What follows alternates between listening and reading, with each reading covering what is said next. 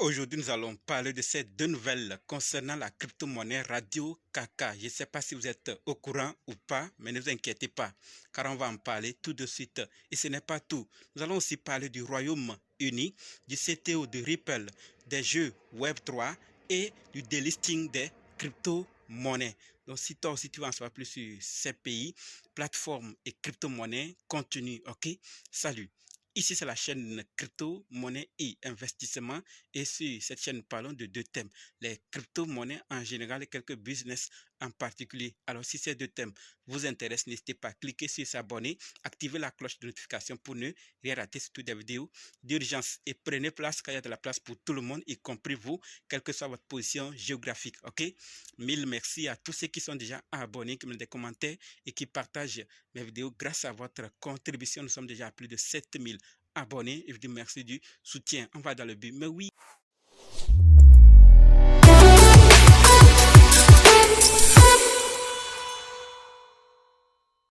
Comme dit, nous allons parler de ces nouvelles. Nous allons d'abord parler du Royaume-Uni, ensuite de l'ancien CTO de Ripple, des jeux Web 3, du delisting des crypto-monnaies et fini avec ces deux nouvelles concernant la crypto-monnaie Radio Kaka. Donc restez jusqu'à la fin pour qu'ensemble on puisse découvrir ces nouvelles et prendre nos dispositions. OK? Par rapport au Royaume-Uni, ce que nous devons savoir, c'est que les législateurs du Royaume-Uni adoptent un projet de loi pour aider à saisir et à geler les cryptos utilisés pour la criminalité. D'accord? Ce projet de loi permet aux forces de l'ordre de geler la crypto sans condamnation, favorisant des saisies plus rapides et plus efficaces. D'accord? L'économique Crime and Corporate Transparency Bill couvre une gamme d'activités criminelles allant du trafic de drogue à la cybercriminalité organisée. Donc, c'est ce qui se passe au Royaume-Uni. Les législateurs adoptent un projet de loi pour faciliter les choses. Lorsqu'ils vont saisir, ils vont d'abord geler et saisir pour que ça ne crée pas de problème. Donc, si une crypto est utilisée dans la criminalité, on va geler d'abord et ensuite saisir. Et là, on ne va pas trop les condamner, on ne va pas trop les accuser d'avoir fait quelque chose, mais ils vont désormais utiliser ce projet de loi pour s'en servir. Voilà donc ce que nous devons savoir par rapport au Royaume-Uni. Qu'est-ce que vous pensez de cela? Est-ce une bonne action ou il faut juste laisser les gens faire ce qu'ils veulent? Je vous attends dans les commentaires. Passons maintenant à la deuxième nouvelle qui concerne l'ancien CTO de Ripple. Et par rapport à lui, ce que nous devons savoir, c'est que l'ancien CTO de Ripple, Stéphane Thomas, possède un disque dur Iron Key contenant 7002 bitcoins. Il a cependant perdu le mot de passe et n'a plus que 2 chances pour le débloquer. La société de récupération de crypto Unicy Ferreds déclare qu'il est possible de contourner la limite de 10 essais du disque. D'accord? Pour rappel, ces 7002 bitcoins ont une valeur actuelle d'environ 244 millions de dollars. C'est beaucoup, n'est-ce pas? C'est énorme. Mais il n'a pas de mot de passe. Donc, cette information vient à juste titre nous informer. Pour ceux qui sont découragés depuis, on a plusieurs fois parlé de cela. Même si vous êtes découragé, comment?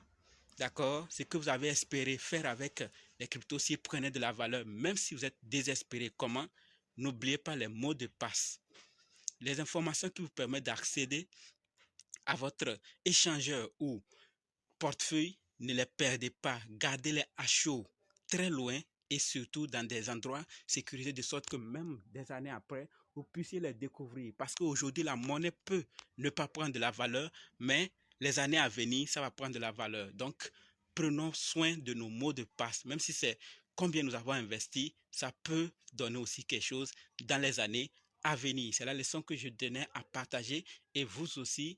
Sûrement, vous avez d'autres leçons à tirer par rapport à cela. Je vous attends dans les commentaires. Maintenant que nous sommes informés, passons à la troisième nouvelle qui concerne les jeux Web 3. Et par rapport aux jeux Web 3, ce que nous devons savoir, c'est que les jeux Web 3 ont attiré 2,3 milliards de dollars de financement en 2023.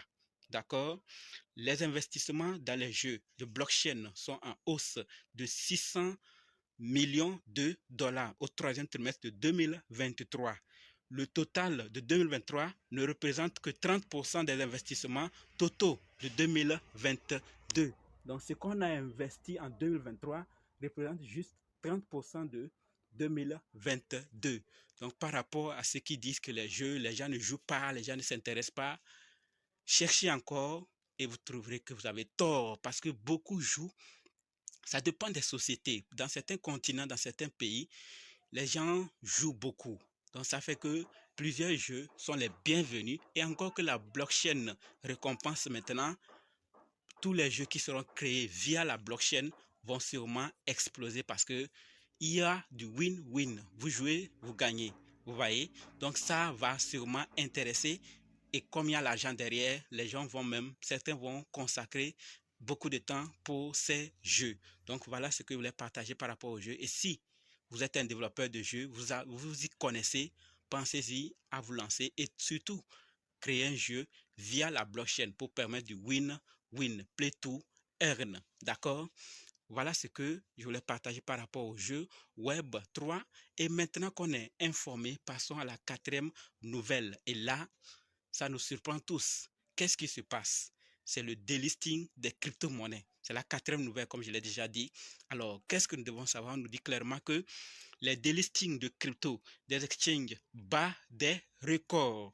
Plus de 3400 tokens ou paires de trading ont été retirés des échangeurs, soit le nombre le plus élevé depuis 2016. Donc, depuis 2016, c'est cette année qu'on a plus vu, ces derniers temps qu'on a plus vu de delisting des cryptos ou des paires de trading. Qu'est-ce qui se passe selon vous? C'est inquiétant, n'est-ce pas? Parce que du jour au lendemain, votre crypto que vous aimez trader ou la paire que vous aimez trader sur un échangeur, vous voyez que rien, c'est délisté. Ou soit c'est la crypto en question, c'est le token en question qui est délisté. Qu'est-ce qui se passe? Ça va vraiment bouleverser, mais ceux qui ont délisté savent pourquoi. Et ceux qui utilisent sont aussi inquiétants. Il y a quelque chose à se demander, mais c'est ce qui se passe, c'est la réalité. Que devons-nous faire maintenant selon vous? Et si vous savez aussi d'autres raisons qui puissent expliquer cela, partagez-nous ça dans les commentaires, sinon c'est inquiétant. Maintenant que nous sommes informés, terminons avec ces deux nouvelles concernant la crypto-monnaie Radio Kaka.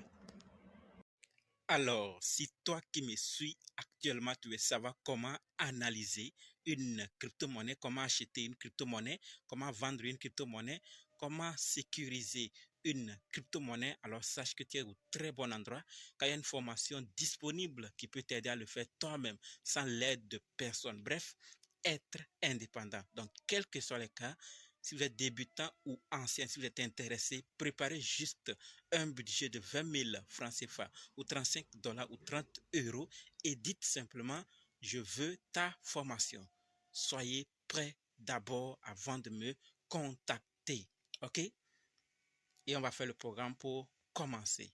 Parlons maintenant des nouvelles de la vidéo. La toute première nouvelle concerne la négociation de Radio Kaka. Je ne sais pas si vous êtes au courant ou pas, mais ce que nous devons savoir, c'est que Raka devient le projet le plus négocié sur BNB Chaîne ces dernières 24 heures.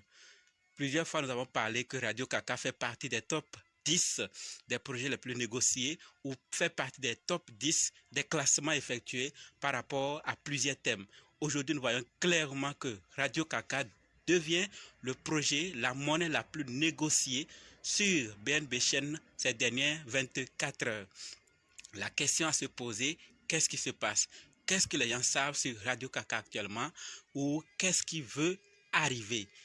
Et beaucoup sont en train de faire les négociations, de négocier cette monnaie ainsi. Il y a plusieurs raisons qui pourront sûrement expliquer que peut-être vous êtes au courant.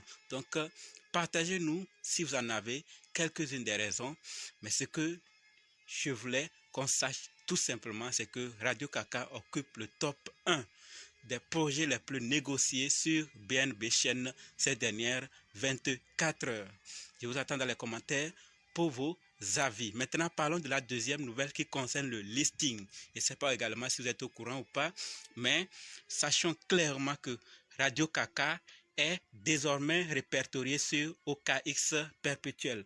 Pour ceux qui ne savent pas, Radio Kaka, c'est l'un des principaux fournisseurs de solutions d'infrastructure Web 3 qui héberge l'immense plateforme Metaverse USM Verse. On a plusieurs fois parlé de Radio Kaka ici.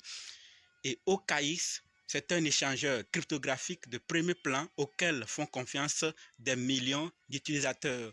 Donc c'est sur OKX là que Radio Kaka est répertorié. Donc nous voyons clairement que le listing continue, ça avance et tout va bien du côté de Radio Kaka. Mais si vous avez des avis contraires par rapport à ce qui se dit sur Radio Kaka, vous êtes également libre de partager cela dans les commentaires pour qu'on puisse apprendre grâce à vous. Sinon, ce que nous devons savoir, c'est que tout évolue et que Radio Kaka est en train d'occuper de bonnes places selon des classements effectués en fonction des thèmes. Voilà la famille, ce que je voulais partager avec vous dans cette vidéo. Je ne sais pas ce que vous pensez, mais je vous attends dans les commentaires pour vos avis. Et merci d'avoir suivi jusqu'ici. Et maintenant, on se donne rendez-vous dans d'autres vidéos et dans les commentaires. N'oubliez pas de nous rejoindre sur Telegram, WhatsApp, Facebook. Les liens sont dans la description. Et pour ceux qui sont prêts pour la formation, dites simplement, je suis prêt, je veux votre formation. OK? Merci.